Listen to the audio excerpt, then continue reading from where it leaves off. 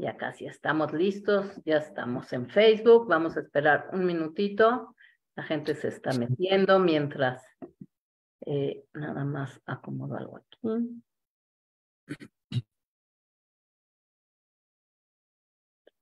Ya, estamos listos. Pues bueno, buenas noches, mi querido Rubén, nuevamente con estas pláticas maravillosas, con estos temas increíbles y diferentes, y que la gente nos pide muchísimo tus pláticas. Ya tenemos seguidores tanto en Facebook como en YouTube de estas pláticas y de muchas más. Les recuerdo a toda la gente que nos está viendo tanto por Zoom como por Facebook que pueden hacer sus preguntas y comentarios en preguntas y respuestas o en el chat de Zoom o por Facebook, y al final de la plática todo le preguntaremos a Rubén. También pueden levantar la mano si quieren y les abriremos el micrófono al final. Rubén, ¿cómo estás? Muy bien, muchas gracias. Qué bueno. Me da mucho gusto tenerte aquí y te voy a ceder el micrófono, no sin antes decirle al público que esta plática queda grabada en nuestras dos plataformas, por si la quieren volver a ver o si saben de alguien que le interese y no la pudo ver en este horario, la puede ver ahí. Esta y todas las que hemos hecho desde que empezó la pandemia. Pues empecemos, Rubén, con esta plática súper interesante. Vamos a dejar que tú hables y yo cierro mi micrófono. Bienvenidos todos y muchas gracias. Muy bien. Bienvenido a todos. Gracias a la Keile y a Anita que están organizando estas noches de conferencias. Y les agradezco a todos que están asistiendo. Hoy vamos a abordar un tema que se trata de Rusia, pero quisiera que mientras hablamos de Rusia, traten ustedes de extrapolar lo que estamos diciendo sobre Rusia a otros regímenes dictatoriales autoritarios del mundo. Y vamos a ver que hay mucho en común en lo que vamos a hablar hoy y en la manera que se protegen esos dictadores del pueblo, de su pueblo. No quiero, sin más de introducción, vamos a entrar al tema.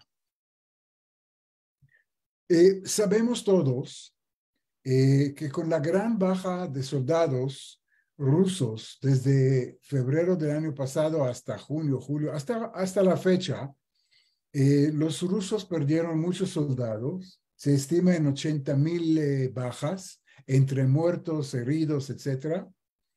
Y también perdieron territorio, porque anteriormente ellos en 2014 invadieron toda la zona de Donbas al este de Ucrania y prácticamente la conquistaron.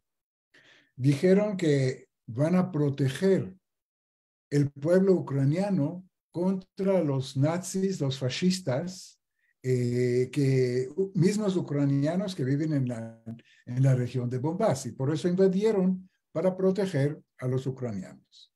Entonces lograron conquistar terrenos, una superficie muy importante en esas provincias, y con el avance de la guerra, con el apoyo de la OTAN y de los países europeos, no le salió a Putin exactamente como pensaba él, que le van a recibir con flores, que va a cambiar el gobierno por un gobierno prorruso en 10 días, 2 semanas, y la guerra se está empantallando, tiene muchos problemas en ella, hay muchas pérdidas.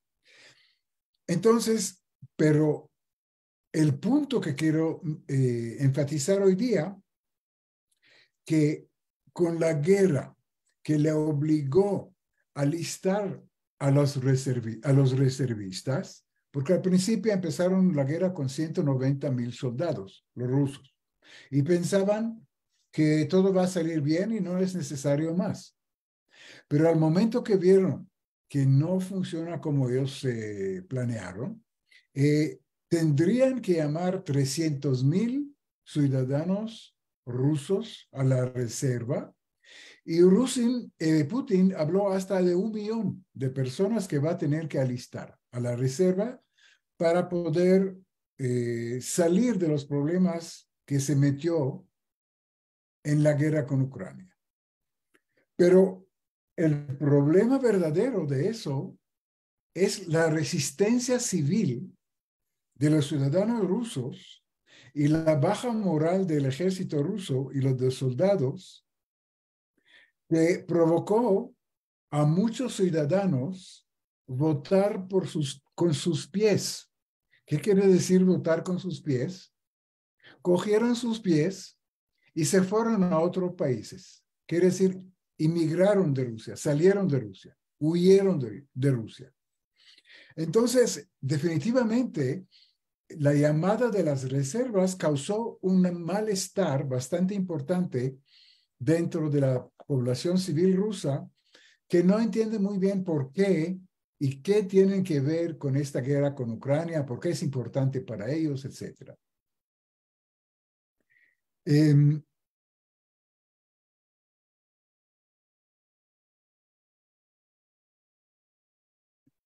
Putin se da cuenta que su régimen está en peligro, porque cuando hay una resistencia civil y una oposición civil, y la vemos en las calles, en las manifestaciones en las mismas ciudades rusas últimamente, su régimen está en peligro y puede acabarse con una revolución sangrienta, una otra manera de cambio de régimen. Y aquí es el punto de nuestra conferencia hoy día. ¿Qué hace Putin y otros dictadores para protegerse? Porque se da cuenta del peligro. Entonces, el régimen ruso tendrá que usar la Rosguardia. Rosguardia es la Guardia Nacional Rusa para eliminar cualquier resistencia interna contra su régimen.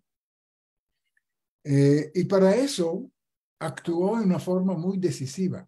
Les cuento que en julio de 2021, hace 1 año y pico, la Guardia Nacional rusa ejerció el primer gran ejercicio a nivel nacional.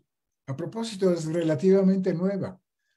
Fue formada, lo vamos a decir, más tarde en 2016. Antes no existía.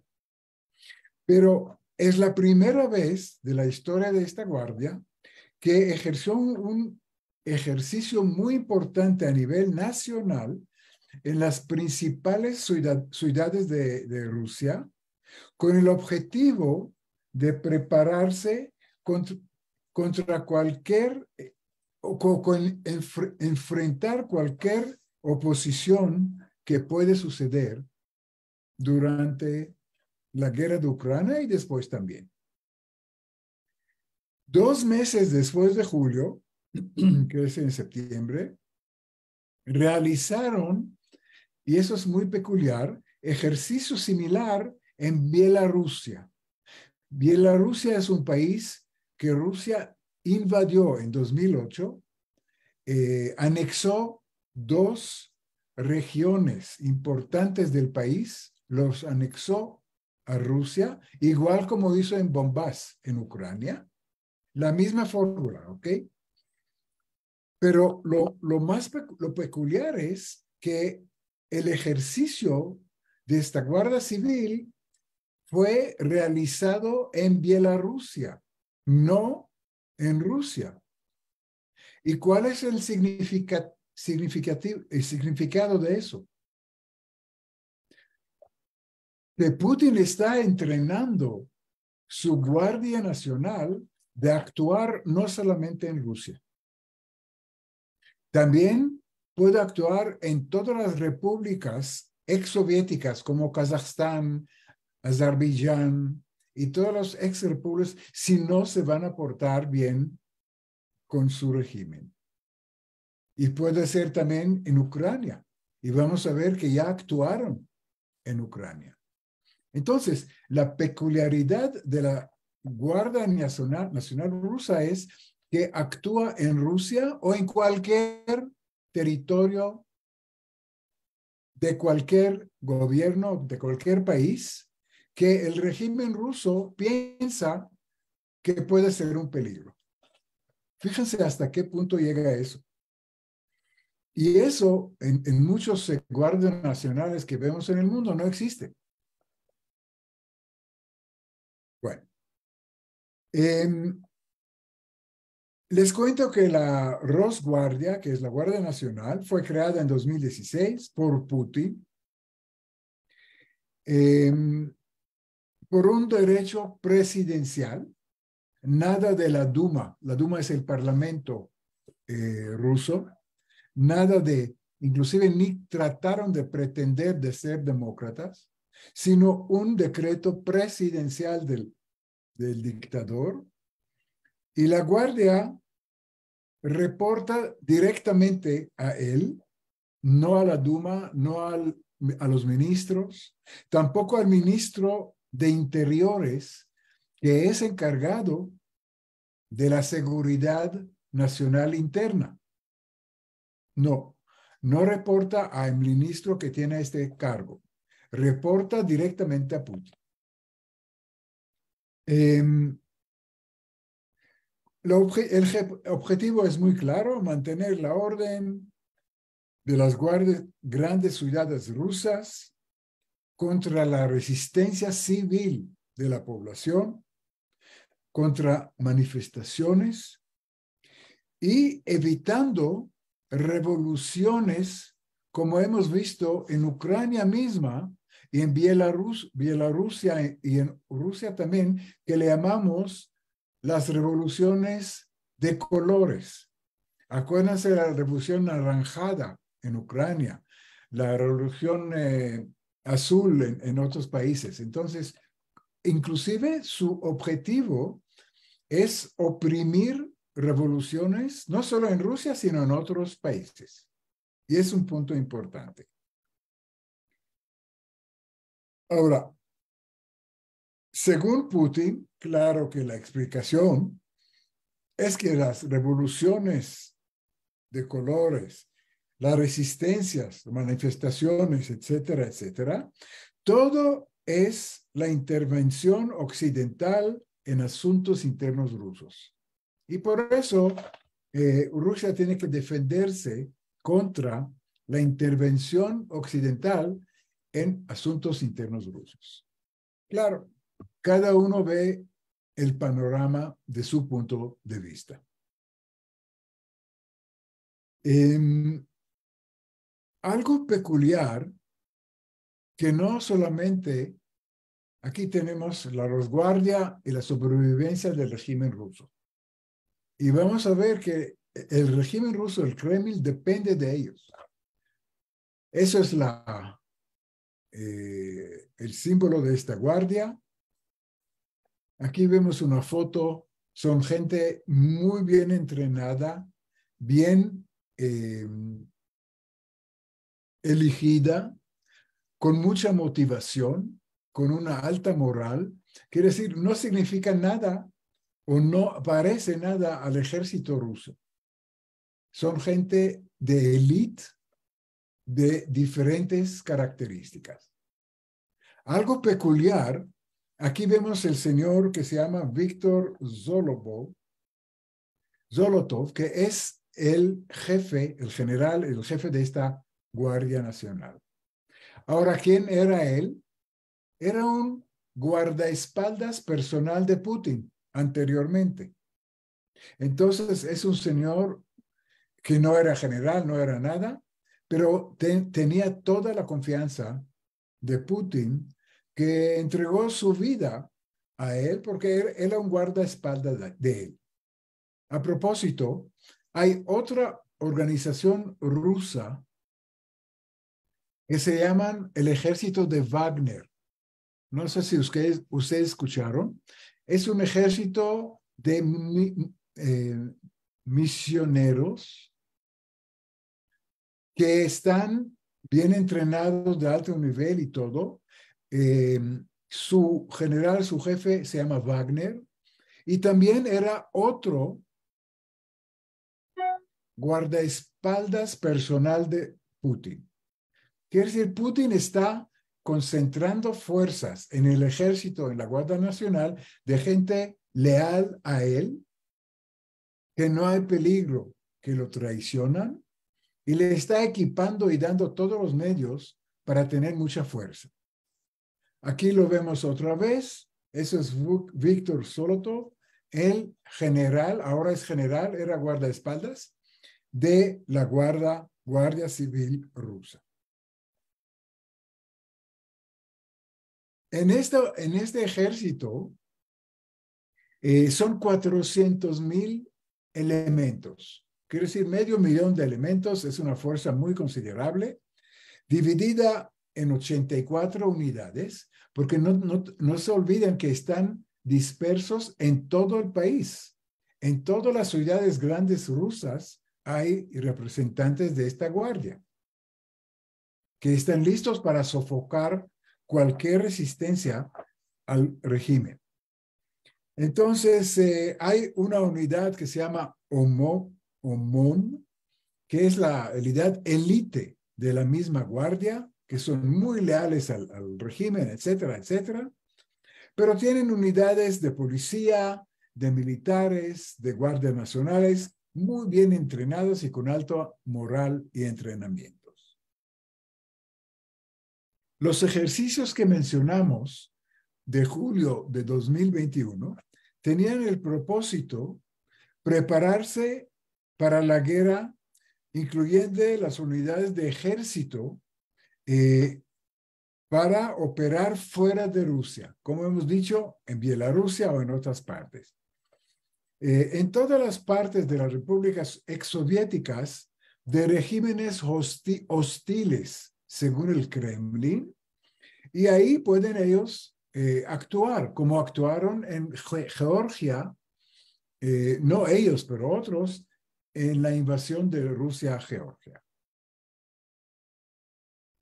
Entonces, Putin no quiere perder el control sobre todas las repúblicas exsoviéticas que todavía están bajo su influencia, pero poco a poco algunos de ellos quieren aliarse con el Occidente, con NATO. Entonces, el objetivo de esta guardia es sofocar cualquier grupo de élite político opuesto a la presidencia. Les cuento que esta guardia que vimos acá tiene una experiencia militar muy amplia. Ya actuaron en otras partes del mundo. Actuaron en Siria, fíjense, cuando Rusia con mucha habilidad desplazó a Estados Unidos y entró a Siria, esta Guardia Nacional eran los que asesinaban a los que les interesaba a Putin. Y ya tienen experiencia en Siria. Lo mismo actuaron en Georgia. Lo mismo actuaron en la misma Ucrania, en esta misma guerra. Hay una masacre que todo el mundo, todos los periódicos mencionaron, que se llama la masacre de Bucha, en Ucrania. En esta masacre participaron esta Guardia Civil, matando miles y miles de civiles, torturando personas para sacar información, arrestando cientos de civiles en Gerson en marzo 2022, apenas hace 6 meses, para evitar que la guerrilla ucraniana pelea contra ellos. Entonces, en vez de arriesgarse que los guerrilleros ucranianos pelean contra ellos, arrestaron miles y miles de personas, le pusieron en campos de concentración para que no haya resistencia. Les quiero mostrar algunas fotos que son realmente tremendas y quiero decirles que si alguien no los quiere ver, lo puede dejar, porque son los horrores que cometieron esos muchachos tan simpáticos que vemos acá. Miren lo que hicieron, esa es la masacre de Bucha, una ciudad ucraniana. Mataron civiles en las calles que pensaban que están colaborando con los ucranianos. Aquí enterraron gente en fosas comunes, cientos y cientos de personas. Torturaron personas y los mataron, les metieron en los drenajes. Aquí vemos una fosa común donde los ucranianos ya están escarbando y hasta personas de organizaciones internacionales de derechos humanos fueron a investigar estos crímenes. Aquí vemos un pobre ciudadano que llegó a su casa en alguna ciudad de Rusia y lo mataron. Aquí vemos las torturas, cómo mataron personas ya arrestadas. Aquí vemos un ciudadano que iba del supermercado con sus patatas que compró y con lo que la compra y lamentablemente perdió la vida. En fin, horrores. Aquí vemos otra fosa común de ciudadanos ucranianos que fueron asesinados por estos. Entonces, esas personas, la Guardia Civil es una herramienta muy poderosa contra la población civil que no tiene armas, que no está organizada, que no tiene medios para protegerse contra ellos. Quiero dejar este punto y seguir un poco, 2, 3 palabras sobre la situación de la guerra. Al empezar la guerra, Putin empezó con 190 elementos, ya lo sabemos, pero los ucranianos en este momento, cuando empezaron la guerra, ya tenían 220,000 elementos, soldados, porque los ucranianos se prepararon desde 2014, cuando los rusos les arrebataron toda la zona de Donbas, lo que mencionamos, y la Crimea, la península de la Crimea. Los ucranianos se dieron cuenta y empezaron, no tenían en esta época un ejército, tenían 6,000 elementos. Y por eso era tan fácil para Putin invadir a Ucrania, anexar la parte de Donbas, anexar la península de Crimea sin ninguna resistencia prácticamente. Pues desde 2014, cuando eso sucedió, los ucranianos empezaron a formar un ejército y entrenarlo y adiestrarlo para que sabían que eso no va a acabar allá. Solamente los europeos inocentes de la NATO pensaban que si le damos a Putin a Donbas y si le damos a Putin a Crimea, con eso se va a acabar. Es muy analógico a lo que pasó en la Segunda Guerra Mundial, cuando Chamberlain le dio a Hitler a Checoslovaquia, porque dijo, le vamos a dar a Checoslovaquia a Hitler y con eso se va a acabar. Ya vamos a firmar la paz y Hitler se va a quedar satisfecho con Checoslovaquia. Aparentemente los europeos no aprenden. Lo mismo pasó con Putin en 2014. Les dieron Donbas, les dieron Crimea y dijeron, bueno, hasta aquí y ahora va a haber la paz sobre la tierra. Los únicos que lo entendieron eran los ucranianos, los polacos, algunos ex Unión Soviéticas, repúblicas soviéticas, que ya probaron la medicina rusa durante la época soviética. Ellos sí conocían a Rusia. Pero los inocentes progresistas liberales europeos seguían ser inocentes, para no decir algo más.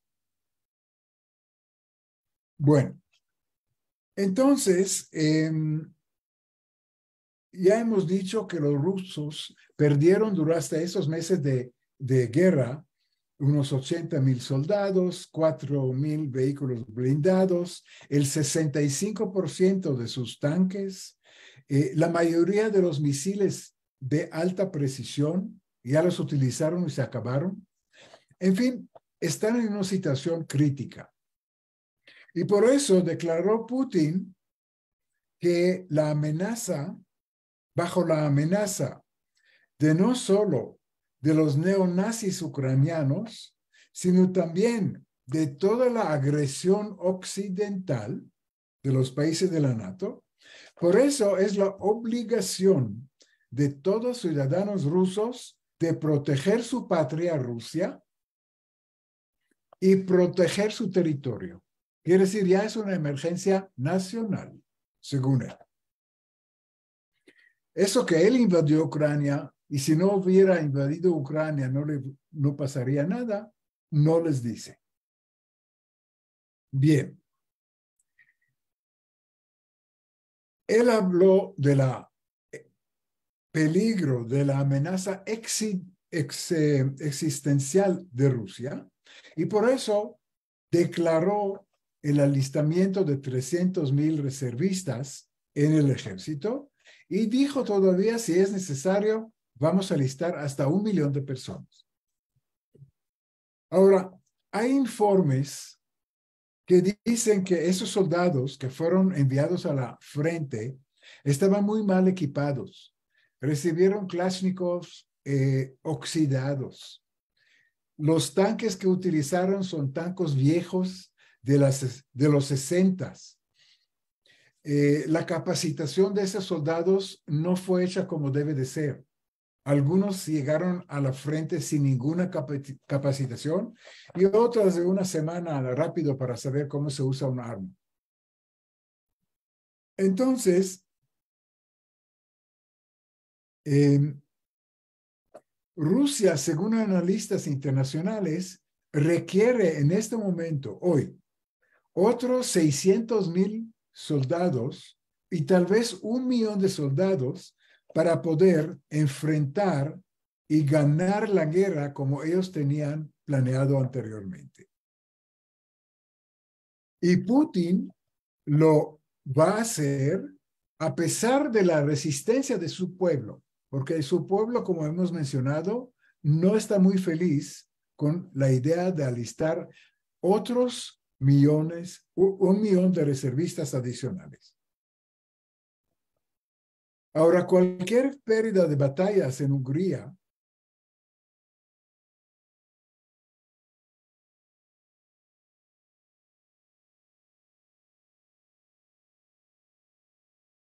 y la imposibilidad de frenar las contraofensivas ucranianas, sabemos que últimamente, los últimos meses, había contraofensivas ucranianas que ganaron mucho territorio que los rusos ganaron en 2014. Rebatieron parte de ese territorio. Algunos se lo estiman en 6,000 kilómetros cuadrados, otros dicen 3,000, pero había contraofensivas. Entonces, con estas contraofensivas, está clarísimo que Putin tiene problemas en su ejército y más que todo en su población civil.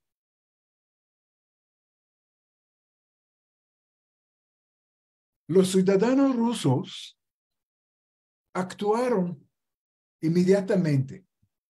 Y les cuento que había un gran éxodo de ciudadanos rusos desde cuando empezó la guerra. Hoy en día se estima que unos 600 a 700,000 personas, hasta 1,000,000 de personas rusas huyeron de Rusia. Había 3 olas de inmigración. En la primera ola eran la gente de alto nivel económico, de alto nivel educativo, ingenieros, programadores de cibernética, gente de alto nivel, jóvenes, capacitados, que tienen dinero, que ganaron bien, que les afectó, entendieron que no hay futuro en este país. Entonces, como tenían los medios, compraron boletos de avión, se fueron a Finlandia, se fueron a todos lados donde podían. Y les cuento que hubo días que el boleto a Finlandia costaba $6,000, el boleto aéreo. Pero ellos tenían la capacidad y salieron. La segunda ola de emigración eran de gente de más bajos extractos sociales, también profesionales, que lograron salir a países, inclusive países que no requerían un pasaporte, porque no tenían pasaporte, y es las ex Unión Soviéticas. Y la tercera ola, eso es lo que es más preocupante desde el punto de vista de Putin, eran estratos sociales todavía más bajos que huyeron simplemente del servicio militar. Por eso huyeron. Entonces, la gente, rusos votan con sus pies, están saliendo del país para salvarse del servicio militar y para un futuro incierto. Entonces, 700,000 personas lograron huir a Georgia, a Finlandia, a Mongolia, a Turquía, a Kazajstán y otros países. El régimen actuó inmediatamente, respondió, sacaron una ley de pena de hasta 15 años de cárcel de cualquier desertor del ejército o cualquier persona que obstaculiza el esfuerzo militar. Es muy general y puede meter a la cárcel a cualquiera, hasta 15 años. Entonces, Putin se da cuenta que hay una resistencia y lo único que lo puede salvar, volvemos a lo que empezamos a decir, la Guardia Nacional. Y por eso tanto esfuerzo en establecerla, entrenarla, etcétera, etcétera. Y eso, Putin sabe que tiene que usar esta guardia casi por necesidad en el futuro próximo. Porque sí va a haber personas, sí van a salir a la calle, sí no van a estar contentos con todo lo que está haciendo. Volvemos al 2-3 datos de la guerra, que también es importante.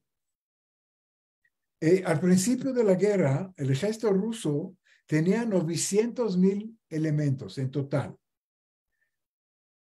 activos, y tenía 2 millones de reservistas. Entonces, todos los analistas del mundo en esta época dijeron que Ucrania se va a doblar en 10 días. Porque Ucrania tenía un ejército de 200,000 soldados. Y Rusia tenía 3 millones. Ponle 900,000 en elementos activos y otros 2 millones en la reserva. Pero la verdad es, de los 900,000 activos, solo 280,000 eran entrenados, capacitados, etcétera, etcétera.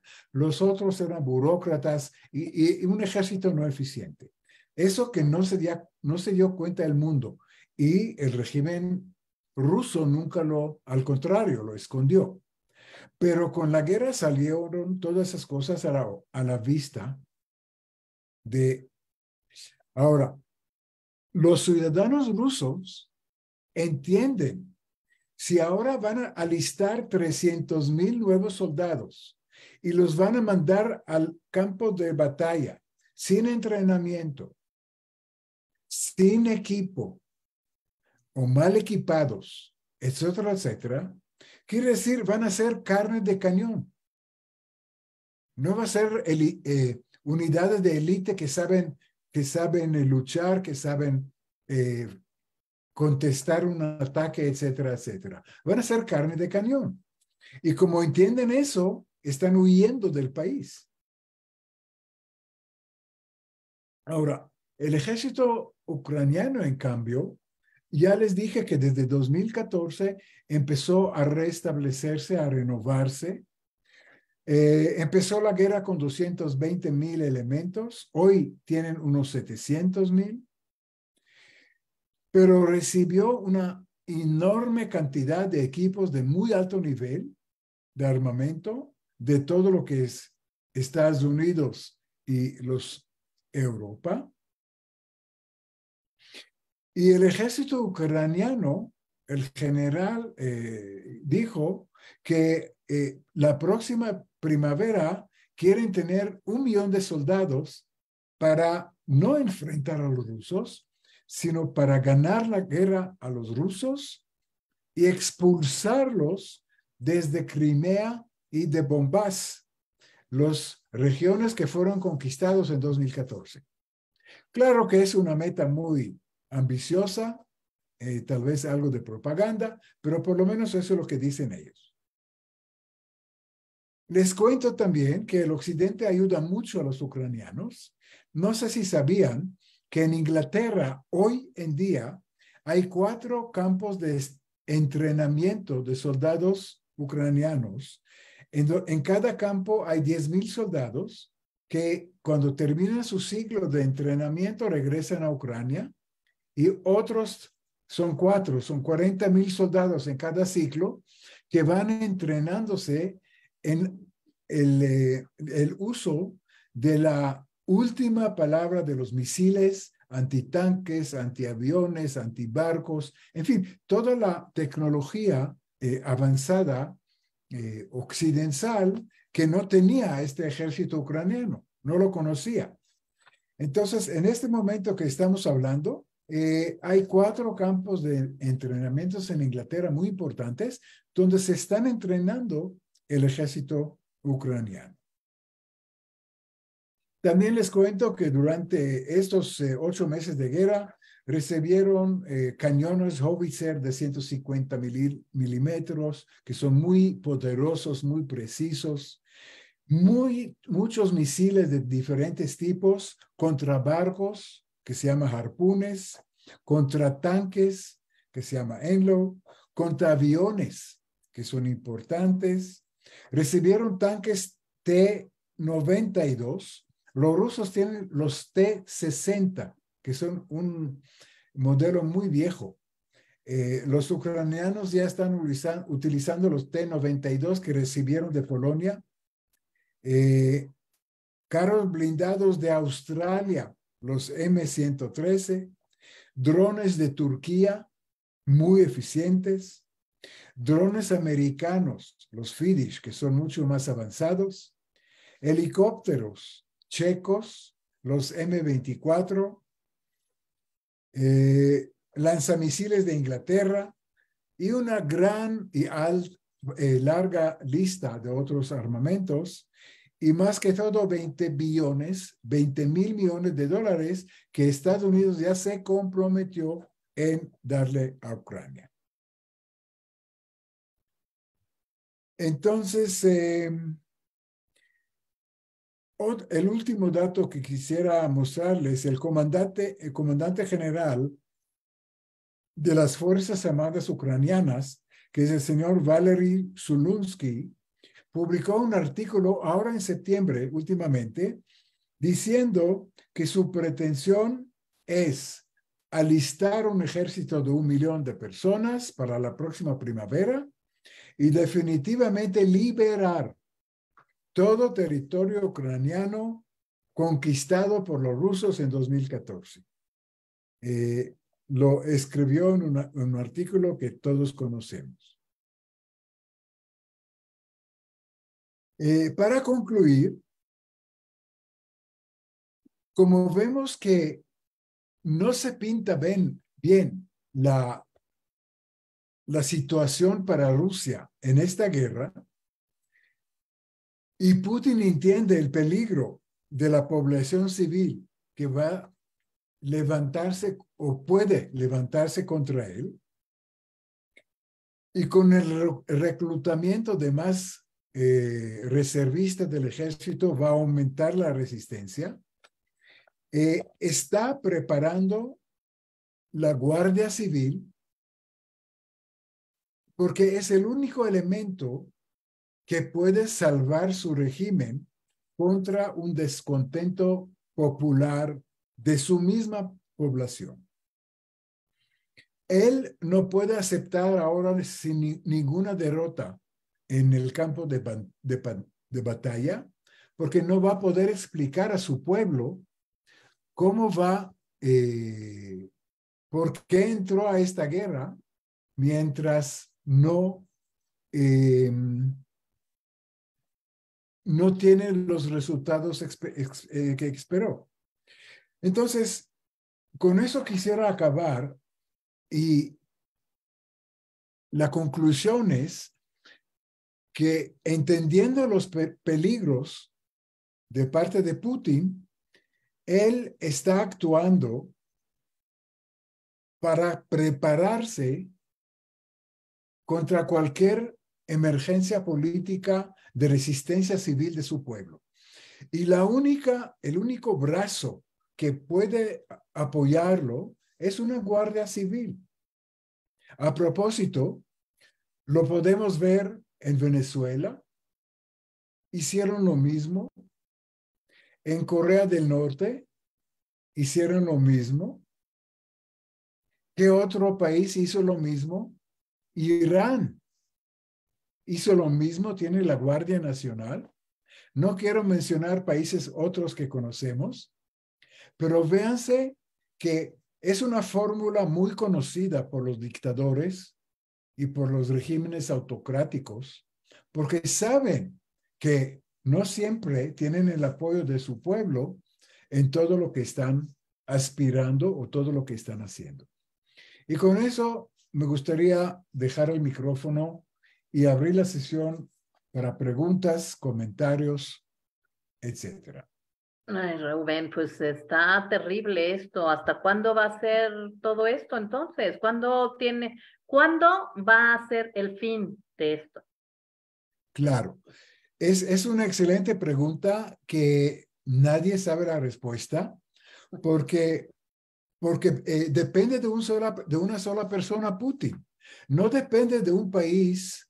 Nosotros podemos analizar la política de un país democrático y tratar de proyectar su comportamiento en el futuro, basándose en las políticas, basándose en sus líderes, etcétera, etcétera, porque hay una tendencia y cosas. Pero si un país depende de un capricho de una sola persona, que es muy difícil de prever lo que va a pasar. Y por eso, pero que sí quisiera contestar que si van a dejar a Putin algún beneficio que él va a poder decir que gané la guerra, por ejemplo, la anexación o el anexo de Donbass o algo así, a lo mejor se va a sentar en la mesa de negociaciones y decirle a su pueblo con mentiras, gané la guerra, me quedé con Donbass y eso era el objetivo y se acabó. Si podemos, y tal vez va a terminar así, en la mesa de negociaciones. Ojalá. Pero no sabemos cuántos meses más o puede durar un año más todavía. Sí, seguramente el próximo año va a durar esta guerra. No se va a acabar. No, bueno. Pues en Facebook tenemos saludos, muchos saludos. Muchas gracias por su plática, un tema muy interesante. Saludos desde Monterrey. Gracias por esta plática, tema interesante. Felicidades. Aquí creo que no tenemos ninguna pregunta, pero me parece que hay una mano levantada. Un segundito, les voy a abrir el micrófono a Miriam Spindel primero. Listo, Miriam, abre tu micrófono, por favor. Ya lo abrí. Bueno, lo que yo digo es esto. Putin le ha dado ese ejemplo a muchos países y México lo está siguiendo. Porque México también ya está metiendo toda la guardia, a la Guardia Civil, todo el ejército que hay, y lo está haciendo mucho Latinoamérica, y yo veo que eso no se va a acabar. Al revés, está saliendo adelante más y más ese ejemplo. Miriam, excelente observación. Exactamente es el peligro que nosotros ciudadanos tenemos que cuidarnos que no pase en otras partes. Y por eso di los ejemplos de Irán, los ejemplos de Corea del Norte, los ejemplos de Venezuela, sin mencionar otros, para que aprendamos que es un peligro muy grande. Tienes toda la razón. Bueno, pero es muy difícil parar eso. Sí. Bueno, esperemos que no suceda en otros países conocidos. Bueno, gracias, Miriam. Le voy a dar el micrófono a Philip. Philip, aquí estamos. Cuéntanos qué deseas preguntar, Philip.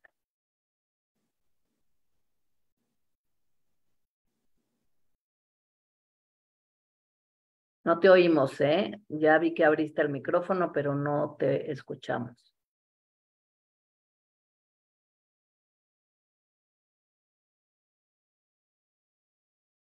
Yo te tengo con el micrófono abierto y el tuyo está abierto también, pero por alguna razón no se escucha.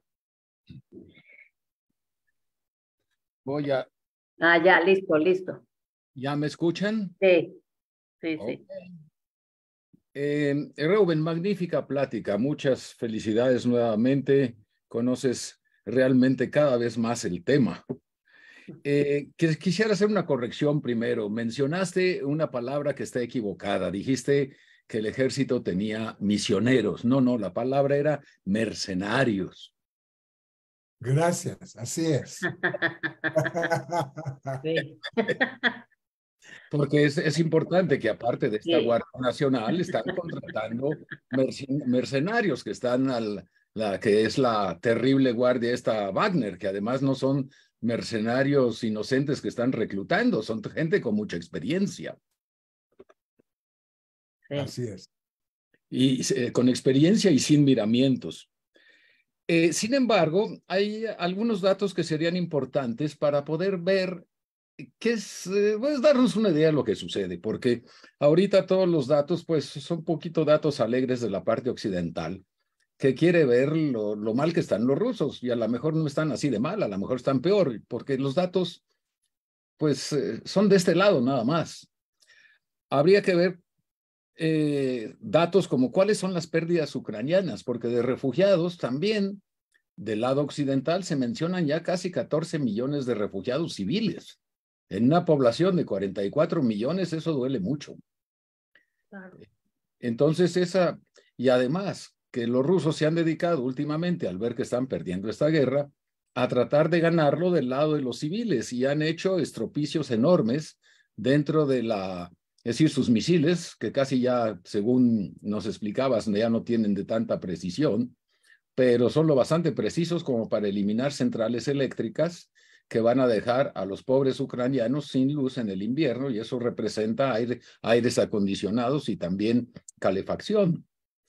Entonces, yo siento que la situación no está tan fácil para los ucranianos.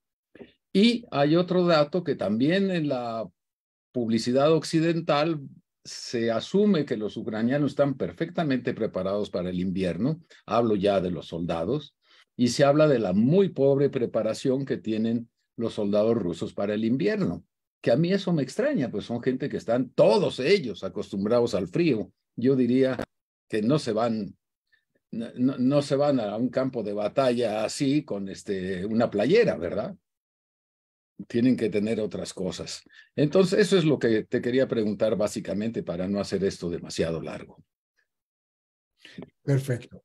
Entonces, sí, tienes mucha razón. Mira, el primer punto, si nosotros vemos los datos de Ucrania, ellos dicen que tienen 10,000 bajas.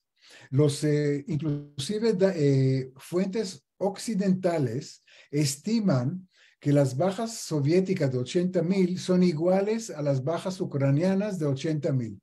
Quiere decir, los dos bandos perdieron alrededor de 80,000. ¿Hasta qué punto es preciso? No sabemos, pero sabemos lo que tú dijiste, que mucha información es propagandista, tiene sus agendas y no es la verdad.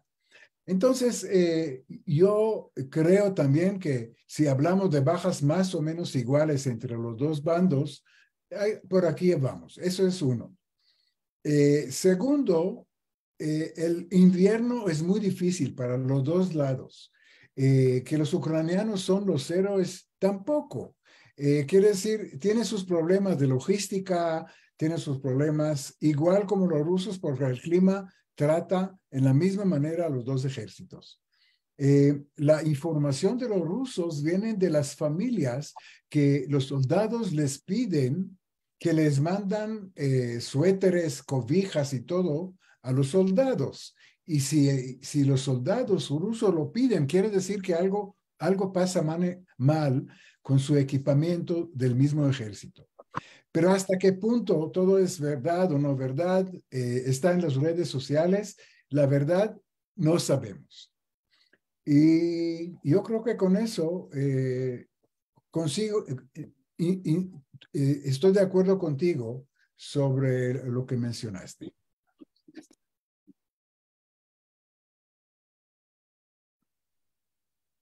Ya no te oímos, Philip. No sé si quieras comentar. No, gracias. No quería yo hacer diálogos ni nada, porque hay bien cosas que preguntar.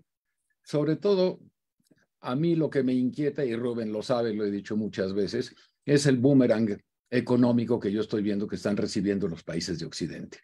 Y los rusos también están afectados, evidentemente, pero sus ingresos son mayores en este año, van a ser mayores que los que tuvieron el año pasado, con todo y todas las sanciones que les han puesto, que son enormes.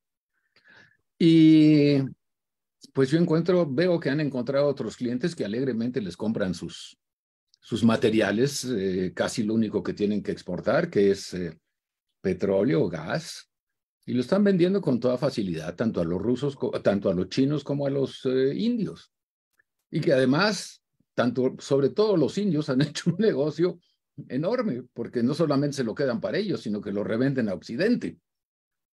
En fin, esa parte económica a mí de veras me preocupa mucho. Es el boomerang que puede haber, porque ya están llevando de corbata economías como la inglesa, y no es por la guerra de Ucrania. Esto viene del Brexit 5 años atrás. Entonces, es muy profundo y no quiero alargar a Rubén a meterlo en todo esto, que yo sé que tiene muchos datos, pero el boomerang económico y la única pregunta que me queda, ok, los rusos aparentemente pierden la guerra. ¿Quién va a ganar la paz? Esa para mí es la pregunta. Porque todavía los ucranianos, dado si están en una posición débil de haber perdido demasiada gente y tantos refugiados, a lo mejor pueden perder la paz, habiendo ganado la guerra. Sí, en la guerra no hay vencedores. No hay ganadores. Todos son perdedores. Seguramente. Pues sí, ninguna guerra es buena para nadie. No, pues Sí. ahorita un ejemplo de que la guerra no es buena, nos llevamos el susto ¿qué será? El viernes de la semana pasada, que aterrizaron unos misiles en Polonia, matando a 2 personas, y se armó un revuelo mundial. Las bolsas se volvieron locas. Los productos de materias primas empezaron a subir 10, 20, 30, 40%, de repente todo, hasta que ahorita ya se aclaró que a lo mejor no eran misiles rusos, que finalmente fueron misiles ucranianos que se volvieron por ahí y se perdieron ruta y se fueron para otro lado. Entonces, y parece ser que es cierto, porque los mercados desde el día de hoy se calmaron muchísimo. Entonces vamos a ver qué sucede, pero todo eso afecta a la economía mundial. Por supuesto. Sí, por supuesto. En fin, pues muchas gracias, Philip, por tus comentarios tan acertados siempre. Y ahora le voy a dar la palabra a Rosy Chomstein.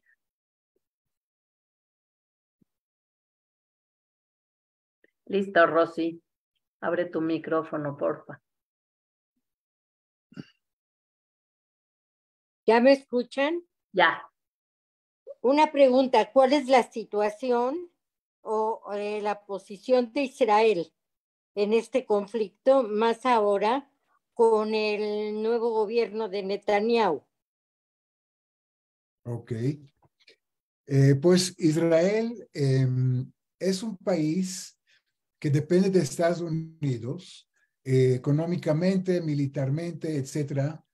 Y por eso, oficialmente, solamente apoyaron a Ucrania para no enojar mucho a Putin. Ya no hablo de Rusia, porque Rusia es Putin. Para no enojar a Putin mucho, aparentemente le dieron equipos médicos, carpas, hospitales, cosas que no son bélicas. Pero por otro lado, hay rumores, bueno, Ucrania pidió a Israel la cúpula de hierro, que son un sistema contra misiles, que Israel dijo abiertamente que no lo va a dar,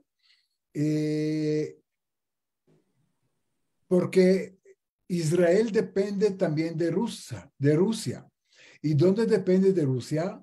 En la arena del Medio Oriente, en Siria. Ustedes saben que los iraníes quieren establecerse en Siria y tener una base de atacar a Israel desde Siria, que es mucho más cerca, mucho más fácil, etc. Entonces, con sus proxies, están tratando de establecer bases de misiles, bases de militares en la misma Siria. Netanyahu tiene muy buena relación con Putin. Bueno, tenía cuando era primer ministro anterior, muy buena relación. Y se estimaban, había una simpatía entre los dos. Y logró, y eso sucedió con el gobierno actual también, que Putin permitió a la aviación israelí, dicen que la aviación israelí está bombardeando los intentos iraníes de establecerse en Siria. Y Rusia no se objetó a eso porque entendió que es un interés de existencial de Israel. Ahora, el gobierno que ahora va a salir también tenía una buena relación con Rusia, pero Israel está entre la espalda y la pared en ese sentido. Definitivamente necesita a Estados Unidos. Por otro lado, no quiere molestarle a Putin demasiado para tener mano libre en Siria, en la arena del Medio Oriente.